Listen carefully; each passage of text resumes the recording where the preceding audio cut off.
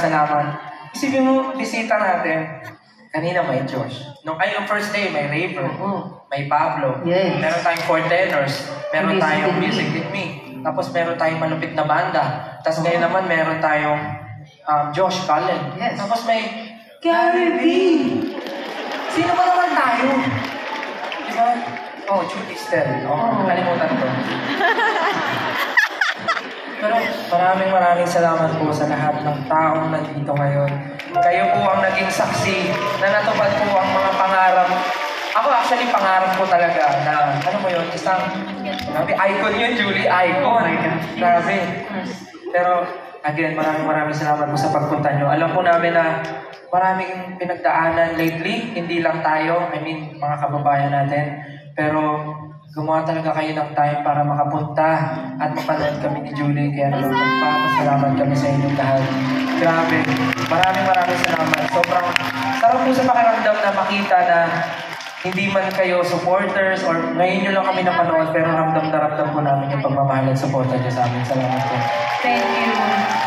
Grabe no, from day 1 tapos day 2. Iba yung pakiramdam eh. Kasi it felt different the first time. But it also feels different now. Because, alam mo yun, parang ang sarap talaga sa pakiramdam. Lalo-lalo na kapag nandyan yung mga sumusuporta sa atin. Kaya naman, of course guys, wala kami dito ngayon kung hindi po dahil sa inyo. At syempre, gusto rin po namin na i-take tong opportunity na to para magpasalamat po sa lahat na nag-donate sa ating fundraising para po sa mga nasalanta po ng Bagyong Karina. Of course, ongoing pa rin po ang pagtanggap natin ng donations in kind or in cash.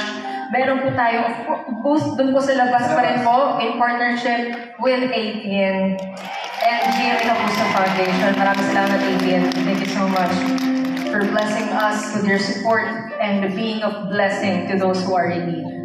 Mula po sa unang kanta hanggang sa mga susunod pa na mga uusbog na bagong kanta, mga artists at mga madidiscover nyo pa po na mga bagong kanta, sana po ay patuloy nyo pong suportahan kami at ang lahat po ng mga OPM artists po dito sa ating bansa. At syempre mula po sa first favorite song ninyo hanggang sa madidiscover pa lang, sana po ay patuloy niyo pong suportahan ng OPM dahil napakalakas po ng OPM ngayon. At syempre, Julie, papasalamat din tayo sa mga bagong OPM artists na nagtsatsaga, na ginugulang oras para gumawa ng musika at kilalanin ang sarili nila gamit ang musika. Yes. Maraming salamat sa inyo. At salamat din po sa lahat ng mga gumagawa ng mga OPM songs na nagpapahiram ng mga salita at mga tono sa mga damdamin natin. Kaya naman, mabuhay ang OPM!